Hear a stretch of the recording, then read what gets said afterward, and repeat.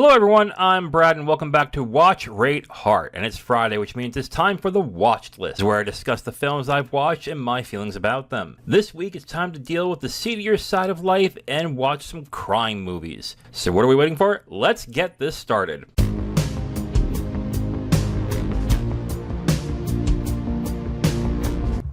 There's 100,000 streets in this city. You don't need to know the route. You give me a time and a place, I give you a 5-minute window. Anything happens in that 5 minutes and I'm yours. No matter what. Anything happens a minute either side of that and you're on your own.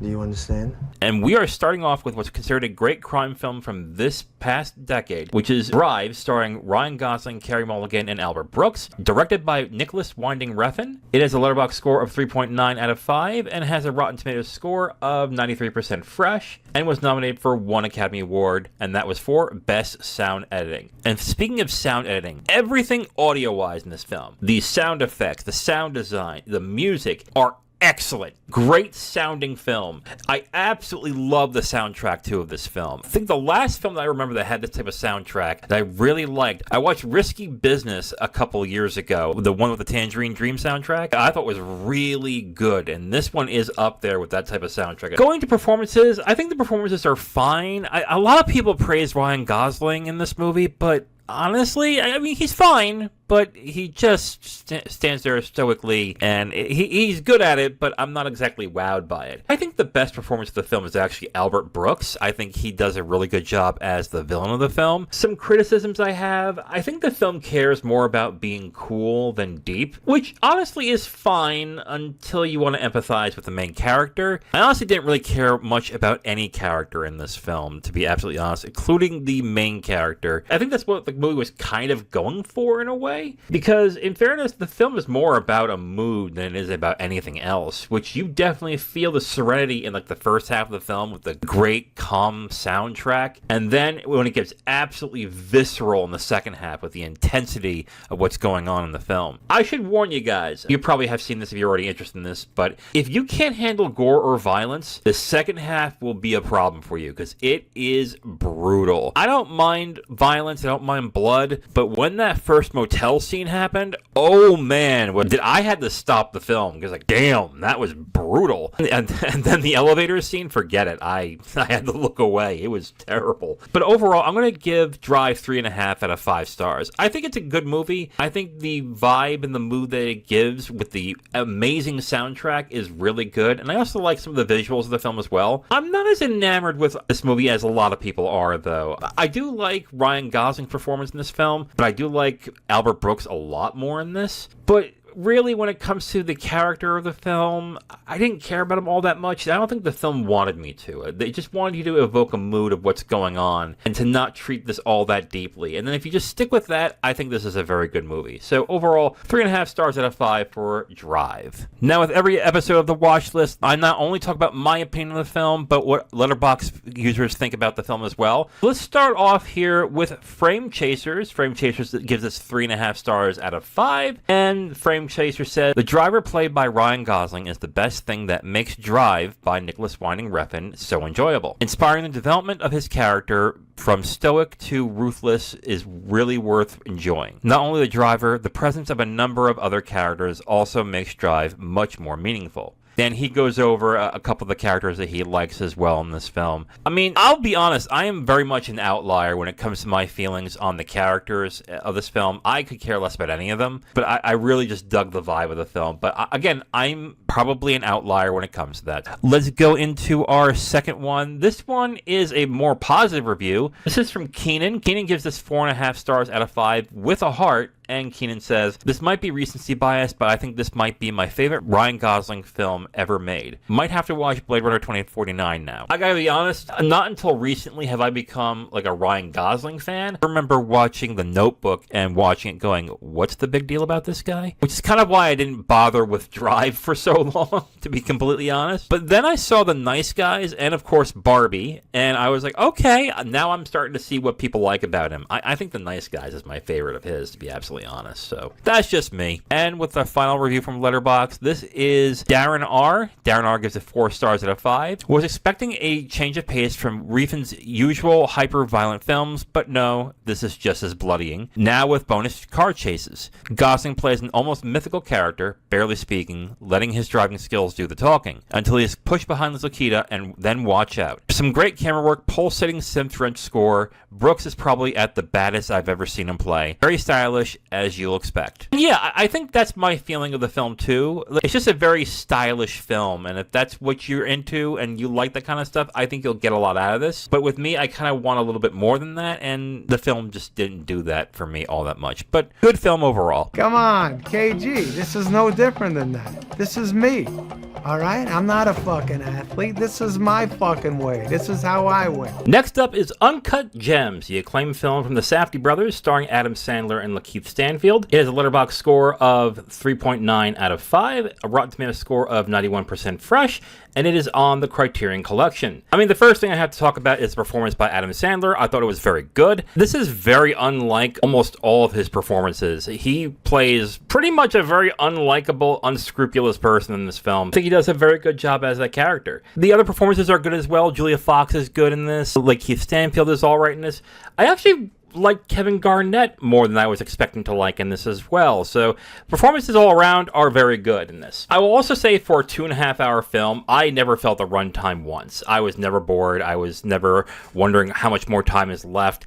I think the pace of the film is pretty breakneck. And for something that's about 2 hours and 15 minutes, that's very impressive. I definitely have to give that to the Safdie brothers on that. But what I will say is the thing that I kept hearing on Twitter and on Letterboxd, not only around the time this was out, but even recently, is how intense the film is, how stressful it is, how pressure-filled it is, and I felt none of it. I didn't feel any of the pressure at all. I know that's what the film was going for, but honestly, I was watching this going, okay, how is Howard going to fuck this up? Because that's constantly what's been on my mind, him betting and him trying to get money from here and there. One, I never felt bad for him because he is fucking himself up, and two, it just felt like the inevitable conclusion was something was going to happen to Howard at the end. He was not going to get out of this because of what he was doing, spinning all these places to get this done. I'm not going to fault that on the movie, but I definitely didn't feel what I think a lot of people felt in this. I will also say, on the other side, some of the parts of the film are very well done visually, especially the scenes that are involving jewels and the jewelry store that Howard owns. So I definitely like the visuals as well. It's a very loud film, not only visually, but audio-wise as well, so keep that in mind. As for a score, I'm going to give Uncut Gems 3.5 stars out of 5. And honestly, the 3.5 is more because I am surprised that I wasn't bored once in the film. It didn't slow down at all. But the thing I kept hearing about this film is, oh, it's so intense. Oh, you can feel the pressure as the film builds. And I didn't feel that at all. In fact, I was just watching this waiting, let's see what he's going to do next. It's going to screw up. And that's basically all I felt throughout the film. It's a good film. I definitely enjoyed it. It's definitely something that I'm glad I watched. I definitely did not feel the pressure. I didn't feel all the intensity that other people seem to have gotten from this film. And I'm not exactly somebody who can handle pressure all that well. So I don't know. That's just me. So again, I give it 3.5 stars out of 5 for Uncut Gems. All right, let's see what the Letterboxd community thinks about this film. Let's start with Lucy. Lucy gives us 4.5 stars out of 5. And she says, I'm so full of adrenaline that I don't know what to do with it all. This was like a slow-acting virus that crept up on me. I didn't realize what it was doing until it was too late. The last act has to be one of the best of the year. Fuck, I need to collect myself. There's a lot of reviews on Letterboxd just like this, and I don't know what they're seeing. I'm not saying it's a bad film, but I just didn't feel the intensity at all in this film. Let's get into the second review. That second review is from Buddy O. Buddy O gives it 3.5 stars out of 5. And Buddy says, this is one of the most stressful and anxiety-inducing films I've ever seen. Yeah, see? That's another one.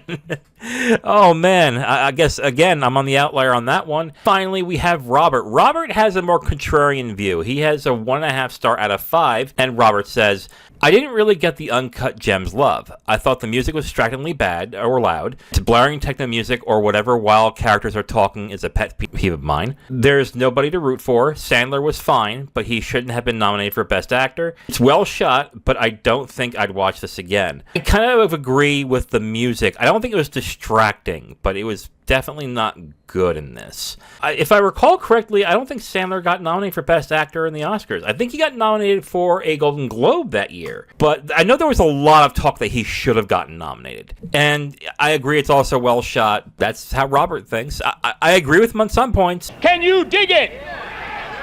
Can you dig it? Can you dig it? Next up, we have a film that has become a cult classic, and that is The Warriors, a 1979 film directed by Walter Hill. It has a Letterboxd score of 3.8 out of 5 and a Rotten Tomatoes score of 88% fresh. And I guess the first question I have to ask is, what am I missing? I think the film's okay. I know people who adore this movie, and I just went through it and was honestly kind of bored throughout the entire film. But I like the grimy, dirty feel of NYC during this time, and really, this is just a representative of what NYC was at that time. There's something about that feel, that look of NYC in the 70s that just really grabs me, and I can't explain why. I think also the music that couples with the film is pretty good, especially when it's certain scenes with the DJ and giving out messages to all the gangs, which I thought was pretty cool. But like I said, despite the fact that it has a very lean runtime, it's about 90 minutes or so, I was kind of bored. It was slow for me. I think half the film felt pretty slow. Mostly the film is they go to the meeting, Cyrus gets shot, and they are hiding and trying to get away from other gangs to head back to Coney Island. And most of the film is them running and hiding and stuff like that. There's some good action scenes in the film, but overall, like the characters themselves, the story itself, is not all that interesting or compelling. The other thing as well, I found this film more silly than anything exciting or thrilling. I think that was kind of what they were going for in a way, but I think the film was also trying to take itself a little too seriously. And honestly, I think the acting is a big problem with this because I think it's all over the place in the film. I think the leader of the Warriors is pretty good, and I think the guy who played Cyrus, who did that speech, was actually really good. But the leader of the main bad guys is annoying as shit. I could not stand him, and thankfully he's not in there that long, but that was like overacting to a point that just seems silly. So overall, I'm going to give The Warriors 2.5 stars out of 5, and I think that's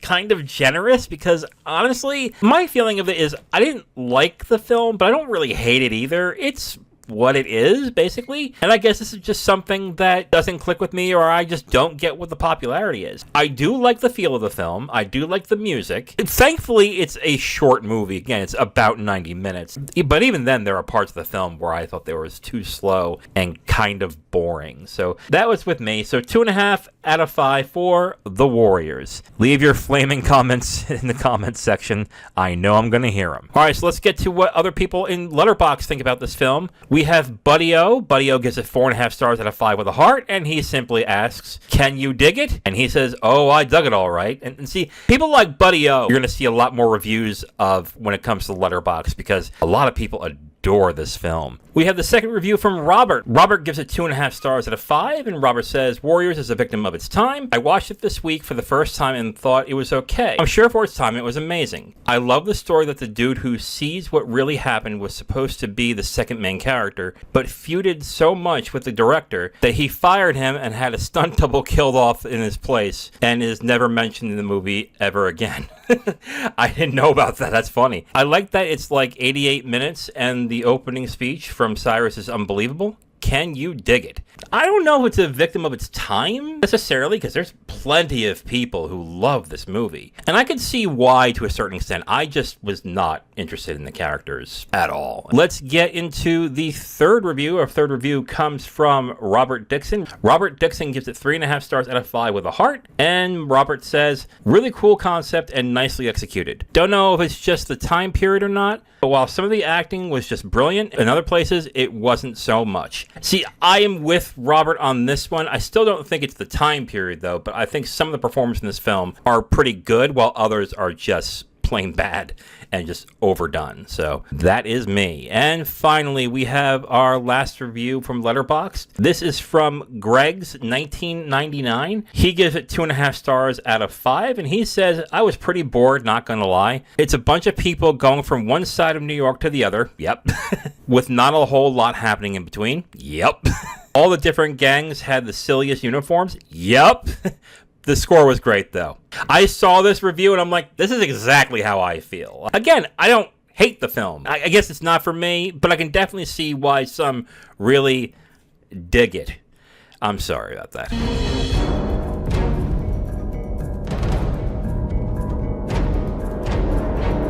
Let's keep things rolling with our first film from 1995, which is Dead Presidents, starring Larenz Tate, Keith David, and Chris Tucker, directed by the Hughes brothers. It has a Letterboxd score of 3.6 out of 5 and a Rotten Tomato score of 47% rotten. And I'm just going to start off this review by saying two things. One, this might be a lot longer than the others, and two, I'm just going to give you a score right away from this movie. I'm giving it 2.5 stars out of 5. Why am I doing that? Well, I give it the same rating as I gave The Warriors, but with completely different reasons as to why. Let me start off with the good. I think the visual language of this film is actually pretty great, and it has some well-constructed scenes throughout. Whether it is in the Bronx or it's in Vietnam, I think the Hughes brothers does a great job of showing the visual language of this film. And it's what makes this film pretty interesting and recommendable to me just for these alone. As for performances, I think Larenz Tate and Chris Tucker are pretty good in this film, but I think Keith David is great in this film. And this is a performance I think if this film was better and got better reviews, that probably would have gotten him an Oscar nomination for this role. I think he's really good in this. So those are the things I like about the movie. What are the problems? Well, there's some pretty big identity problems in this film. First off, the film tries to be a mix of the deer hunter with an urban drama and a heist movie, but there isn't enough depth on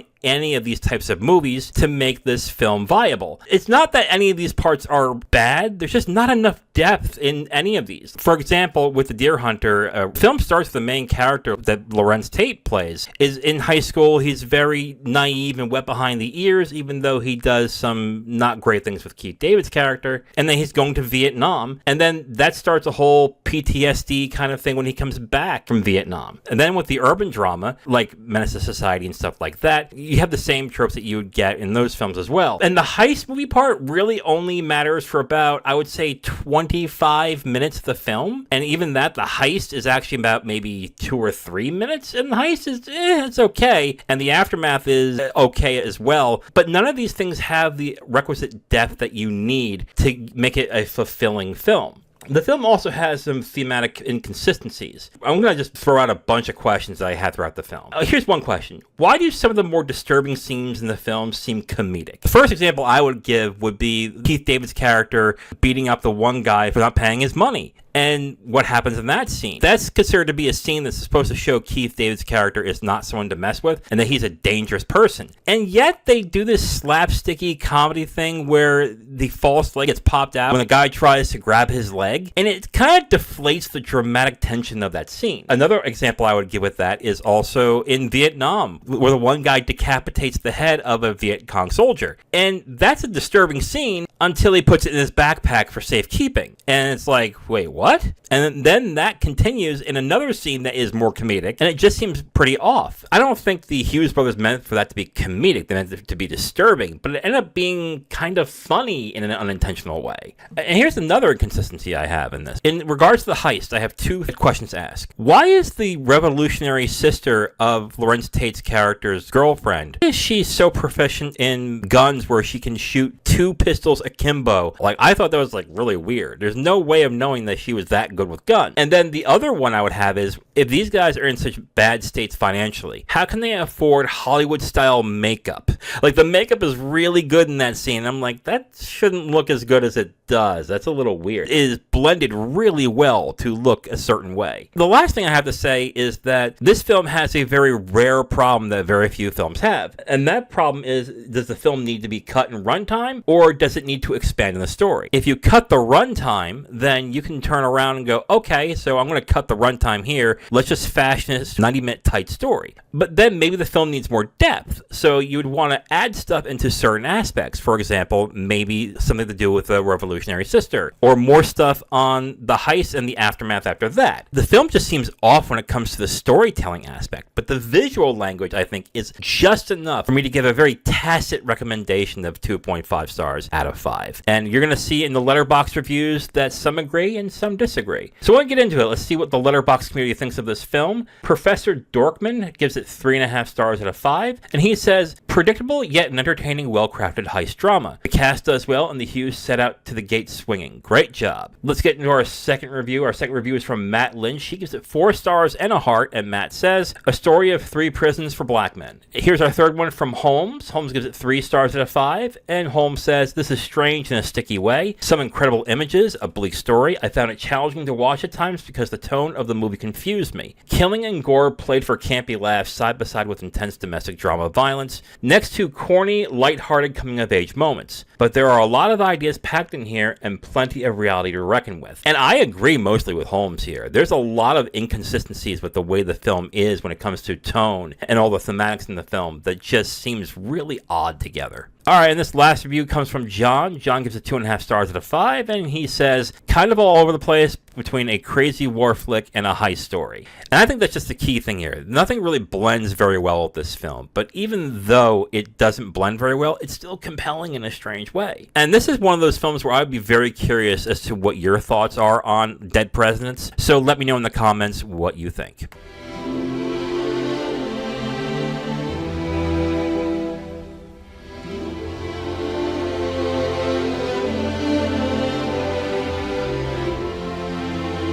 And our final film from 1995, we have Murder in the First, starring Christian Slater, Kevin Bacon, and Gary Oldman, directed by Marc Rocco. It has a Letterboxd score of 3.5 out of 5, and a Rotten Tomatoes score of 54% rotten. And I gotta be honest with you, I'm gonna side with the critics on this one. I don't think this film is all that great. But there's one thing about this film that if you feel like you need to see it, there's one reason why, and that is the performance by Kevin Bacon in this film. He has a really good physical performance in this film that I don't remember seeing in him in other movies. I might have to rethink this, but it might be the best performance I've seen him in. Again, he is really good in this movie, and it's really the only reason to experience this film if you are at all interested. Because the problem is, everything about this film is one-dimensional, from the characters to how the story plays out, almost everything in this film. The main characters are obviously the good guys, they're just good all around. The bad guys are all bad guys, doesn't matter what they are, they just all act bad, so it's just a completely one-dimensional film. But the film kind of plays itself kind of sappy, kind of strangely inspirational throughout the entire film, and this is also doubly because of the score. Now, I like the score, but it's wildly off with what's on screen. Now, if you go back to the beginning of this section where I show the title, I'm going to have the music up there for you to listen to. Now, imagine that track in nearly every scene in the film, whether it's in the courtroom, whether it's people talking outside, or it's Henry being tortured, or someone sweeping the floor in the courtroom. That same musical cue happens throughout the entire film. It just is so inconsistent and weird when it happens. One thing that just kept coming up that was like, why are they doing this? And it's always like a slow motion shot. It's meant to be a powerful scene, and it just comes off as odd. Murder in the First, I'm giving it 1.5 stars out of 5. I didn't like it all that much. Again, Kevin Bacon's performance is really good, but the rest of the film is kind of paint by numbers in a one-dimensional film. But if you really like Kevin Bacon and you have not seen it, this is probably the only reason to see this. So 1.5 stars out of 5 for me for Murder in the First. Now, you may have noticed the Letterboxd community kind of disagrees with me here, so let me get into some of the reviews from Letterboxd. This is from Gavin Rye. Gavin Rye gives this 4.5 stars out of 5 with a heart, and basically he says that he never heard of the film, which after seeing it is amazing to him. It's a film that should really be talked about more often, as it is a superb piece of work. He says that Christian Slater and Kevin Bacon are great and work off each other perfectly. He also loved the way the film presents the case as an open and shut murder case until they start opening up what happened in the prison and how responsible it was for turning Henry into what he was. Gavin also says the performances all around are spot on and the film is shot well too, which I do have to agree the film does look pretty good. And it has some great shots of San Francisco made to look like the period perfectly. And he feels by the end of the film, you really feel like you've gone through what Henry and Jim went through throughout the entire film. And it seems like Gavin was very much affected by this film. Let's get into the second one. I have a 2-star rating from JD's Watching. And JD says, solid performances from a strong Slater, Gary Oldman, and William H. Macy, particularly Kevin Bacon in a co-leading turn here, and a message film about prison conditions and inhumane punishment that's easy to sympathize with here. On the other hand, he has issues with the choices the director made, as well as the script that takes really strong liberties with the historical record, which I didn't really know that. The film says it's inspired by a true story, which JD points out that's really stretching it here. He also says that Hollywood doesn't make legal thrillers like they used to in the 90s, which is true. I agree with him on that. But the way JD words it here is this: the film doesn't play fair, which I think what he means by this is that it doesn't really fairly represent both sides. The film wants you clearly to be on Henry's side throughout all of this, which I do have to agree on that one. And finally, we have a 3-star review from Jeremy, and Jeremy says, "This is a handsomely directed, really nice-looking film. Marc Rocco directs this with style, bringing to mind such films as Shawshank and The Untouchables with the film's 1930s look and feel." And to Jeremy, that was enough to get him through this pretty subpar The Horrors of Prison courtroom drama. He also said the cast is great as well, but what bothers him is the casting of the two main characters. He doesn't like Slater in this. He doesn't think he's that great of an actor, and certainly doesn't have the chops to pull off his Atticus Finch-like performance. He also says that Kevin Bacon isn't up to the task of playing an abused prisoner either, deciding to play him as a Gollum-esque monster who has lost all humanity after being locked up in the hole for 3 years after attempting an escape to Alcatraz. And he says some of his overacting is pretty laughable. I have to kind of disagree with that, actually. It is overacting to a certain extent. I will agree with him, but I actually liked his performance. So he continues, "There is a reason this one got buried on release and is largely forgotten to time. Cliche dialogue, a plot that plays by the numbers, and despite a pretty stacked cast, nobody really impresses. Rocco's direction is the best reason to give this a watch, and it's a shame that it's his final film." Man, I feel like he was more brutal about this than I was, and I gave it a lower rating. But he's right. The movie is very cliche, and the plot just goes by the numbers as well. As far as the cast not impressing, I thought Kevin Bacon was good in this film. I thought he was very good, so I have to disagree with him on that. But for the most part, I agree with Jeremy. And that does it for this episode of Watch, Rate, Heart. But before I go, let me ask you a question. What kind of crime films do you prefer? Heist films, cop procedurals, gangster films? Let me know in the comments, and let me know what you think of my reviews. You can follow me at Letterboxd and X at Watch, Rate, Heart. Please like and subscribe if you enjoyed it, and share with your friends. I'm Brad from Watch, Rate, Heart. Thank you for watching, and remember, we all watch and rate movies, but you give them the heart that makes them live forever.